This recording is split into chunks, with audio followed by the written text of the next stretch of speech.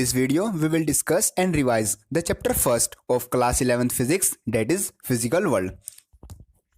So mainly इस chapter को हम दोनों तरीके से रिवाइज करने वाले हैं, मतलब कि एग्जाम पॉइंट ऑफ व्यू से भी और नॉलेज के लिए भी। एग्जाम पॉइंट ऑफ व्यू से इसलिए क्योंकि इस चैप्टर से हमारा 1 मार्क्स का क्वेश्चन कभी कभी एग्जाम में आ जाता है, और नॉलेज के लिए इसलिए क्योंकि इस चैप्टर में हमारी some basic definitions and laws हैं जो कि हमारे फिजिक्स में नेक्स्ट चैप्टर्स हैं उसमें हमारी हेल्प करेंगे। डेफिनेशन आती है, मतलब एक क्वेश्चन आता है व्हाट इज साइंस, तो उसकी डेफिनेशन है it is a systemised knowledge about the various natural phenomena which is obtained by the careful experiments. मतलब कि जो साइंस है वो एक हमारी सिस्टमाइज्ड नॉलेज है जो कि हमें केयरफुल एक्सपेरिमेंट करने के बाद मिली हुई है अबाउट द नेचुरल फिनोमेनाज। और जो हमारी साइंस होती है वो हमारे 2 टाइप्स की होती है, सबसे पहले biological science and second is physical science. Biological science मतलब जिसमें हम लिविंग थिंग्स के रिलेटेड पढ़ते हैं, और फिजिकल साइंस जिसमें जो कि आती है हमारी केमिस्ट्री और फिजिक्स, मतलब जिसमें हम नॉन लिविंग थिंग्स के रिलेटेड पढ़ते हैं। नेक्स्ट डेफिनेशन आती है हमारी फिजिक्स, तो उसका मतलब है it is a branch of science and the study of basic law of nature and their manifestation in different natural phenomena is known as physics. मतलब कि जो हमारी फिजिक्स है वो एक साइंस की ब्रांच है जिसमें हम स्टडी करते हैं कुछ basic laws of nature and their manifestation in different natural phenomenas. मतलब कि जो उनकी प्रेजेंटेशन है डिफरेंट नेचुरल फिनोमेनाज में हम उनको स्टडी करते हैं।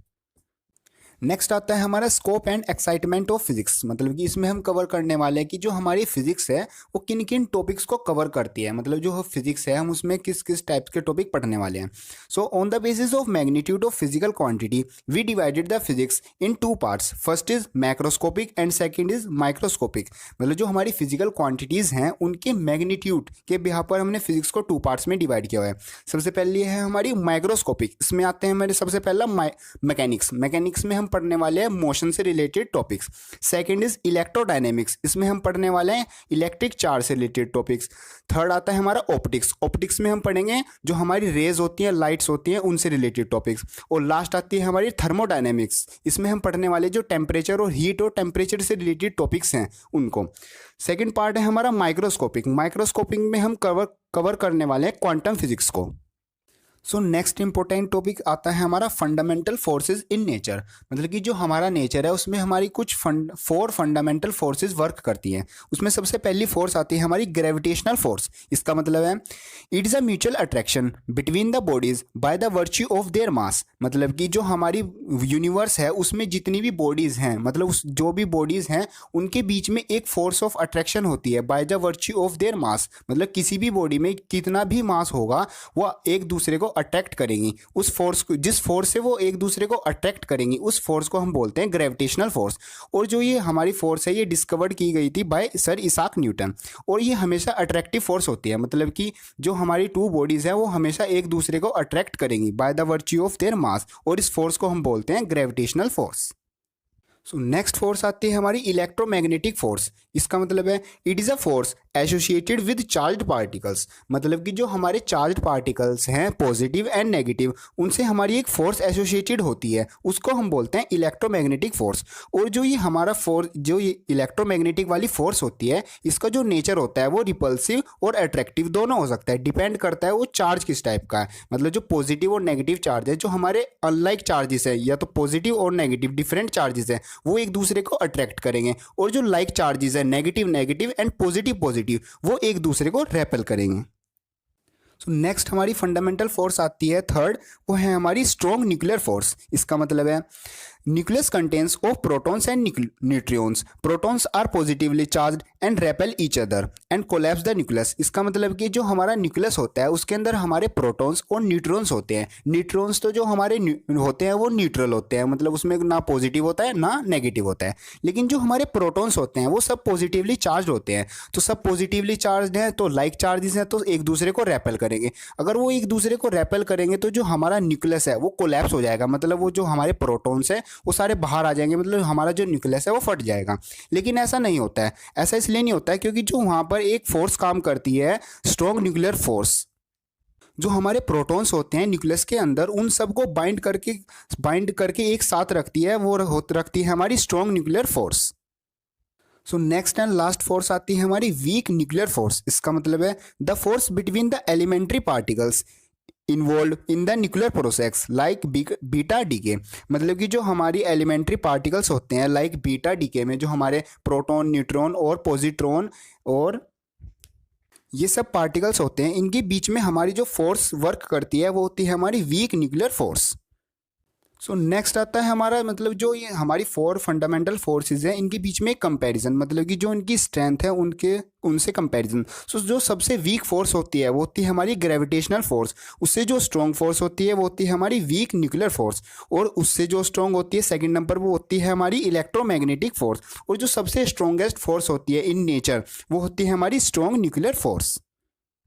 नेक्स्ट टॉपिक आता है हमारा फिजिकल कंजर्वेशन लॉज, और ये जो हमारे सारे लॉज हैं ये हमारी पूरी फिजिक्स में यूज होते हैं। सबसे पहला लॉ आता है कंजर्वेशन ऑफ एनर्जी। इसकी डेफिनेशन है energy can not be created nor be destroyed, it can only be change from one form to another. मतलब कि जो हमारी एनर्जी है वो किसी भी फॉर्म में है, हम उसको डेस्ट्रॉय और क्रिएट नहीं कर सकते, हम सिर्फ उसको one form to another form change कर सकते हैं। फॉर एग्जाम्पल जैसे हम किसी बॉल को अगेंस्ट द ग्रेविटी मतलब अपवर्ड थ्रो करते हैं, तो उसमें जब सबसे पहले जब हमारे बॉल हाथ में होती है तो उसमें सब पोटेंशियल एनर्जी होती है, कोई काइनेटिक एनर्जी नहीं होती। लेकिन हम जैसे ही उसको थ्रो करते हैं उसमें की जो पोटेंशियल एनर्जी है वो चेंज होती है हमारी काइनेटिक एनर्जी में, और किसी हाईएस्ट पॉइंट पर जाकर अपसाइड मतलब जो उसका हाईएस्ट पॉइंट होगा वहाँ पर जाकर जो उसकी सारी काइनेटिक एनर्जी होगी वो चेंज हो जाती है हमारी पोटेंशियल एनर्जी में। लेकिन फिर हमारी ग्रेविटी वर्क करती है, तो ग्रेविटी इसको डाउन साइड नीचे खींचेगी, तो जो हमारी काइनेटिक एनर्जी जो हमारी पोटेंशियल एनर्जी है बॉल में वो हमारी फिर किस में चेंज हो जाएगी, काइनेटिक एनर्जी में। और जब हमारे जो बॉल है वो वापस हमारे पास आ जाएगी, फिर जो हमारी जो काइनेटिक एनर्जी थी जिस स्पीड से वो नीचे आ रही थी ड्यू टू द ग्रेविटी, वो जो सारी काइनेटिक एनर्जी थी वो हमारी किस चीज़ में चेंज हो जाएगी, पोटेंशियल एनर्जी में। इसी तरह जो हमारी कंजर्वेशन ऑफ एनर्जी है ये वर्क करता है, मतलब जो एनर्जी है वो one form to another form change होती है। तो नेक्स्ट लॉ आता है हमारा कंजर्वेशन ऑफ मास। ये भी सेम ऐसी है, mass can neither be created nor be destroyed but according to the Einstein equation E is equal to mc square. इसको थोड़ा मॉडिफाई किया गया था, जो एक्सोथर्मिक रिएक्शन हुई थी उसकी बिहार पर इसको थोड़ा मॉडिफाई किया गया था, ये लॉ बन गया था। मतलब ये इसकी डेफिनेशन हुई थी फिर the mass of the products in a chemical reaction must be equal to the mass of the reactants. मतलब कि जो हमारा इक्वेशंस है जो केमिकल रिएक्शन है उससे पहले जो टोटल मास है और जो बाद में टोटल मास है वो हमारा इक्वल होना चाहिए। नेक्स्ट एंड थर्ड लॉ आता है हमारा कंजर्वेशन ऑफ मोमेंटम। सबसे पहले हम समझ लेते हैं मोमेंटम क्या है। Momentum is a quantity of motion of a moving body, मतलब कि कोई भी हमारी मूविंग बॉडी है उसमें कितना मोशन है उसको हम बोलते हैं मोमेंटम, और ये एक हमारी वेक्टर क्वांटिटी है। सो जो हमारा law of conservation of momentum है उसको हमने 2 टाइप्स में डिवाइड किया हुआ है on the basis of motion, मतलब कि जो उसका मोशन है वो स्ट्रेट लाइन में है या फिर एक सर्कुलर पाथ में है। तो पहला लॉ आता है हमारा कंजर्वेशन ऑफ लीनियर मोमेंटम, मतलब कि जब हमारी बॉडी स्ट्रेट लाइन में यूनिफॉर्म मोशन से ट्रेवल करेगी तो हमारा यूज होगा कंजर्वेशन ऑफ लीनियर मोमेंटम। इसमें होता है if no external force acts on a system its linear momentum remains constant, मतलब कि कोई भी हमारी बॉडी यूनिफॉर्मली मूव कर रही है, अगर हम उसमें कोई भी एक्सटर्नल फोर्स नहीं लगाएंगे तो जो हमारा लीनियर मोमेंटम है वो हमें हमेशा हमारा कांस्टेंट रहेगा। सेकंड आता है हमारा कंजर्वेशन ऑफ एंगुलर मोमेंटम, मतलब कि if no external torque acts on a system its angular momentum remains constant, मतलब कि जो हमारी बॉडी है वो सर्कुलर पाथ में जो मूव कर रही है, अगर हम उस पर कोई भी एक्सटर्नल टॉर्क नहीं लगाएंगे, टॉर्क मेनली हमारा होता है एक तरह का फोर्स ही है, लेकिन अगर कोई हमारी बॉडी सर्कुलर पाथ में मतलब सर्कुलर टाइप मोशन में करेगी तो हम जो फोर्स लगेगा उसको हम बोलते हैं टॉर्क। तो जो वहाँ पर टॉर्क कोई एक्सटर्नल टॉर्क नहीं लगेगा तो जो हमारा सिस्टम का जो एंगुलर मोमेंटम होगा वो हमेशा हमारा कॉन्स्टेंट होगा। नेक्स्ट एंड लास्ट लॉ आता है हमारा कंजर्वेशन ऑफ चार्ज। इसका मतलब है the net charge of an isolated system remains constant, मतलब कि जो हमारा the amount of positive charge minus the amount of negative charge in the universe is always conserved.